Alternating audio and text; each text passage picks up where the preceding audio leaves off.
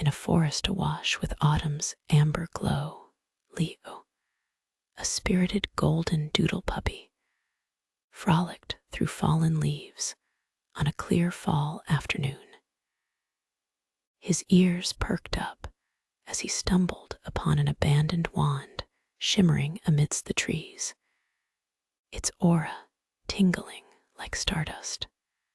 With boundless curiosity, Leo wagged his tail and nudged it playfully with his nose, unwittingly activating its magic. Suddenly, a trail of sparkles erupted from the wand, enveloping him in a soft, glowing embrace.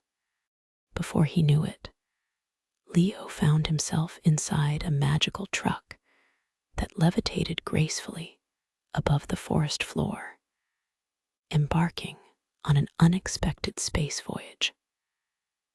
Stars twinkled like fireflies as the truck soared past planets and constellations, with Leo's eyes wide in wonder.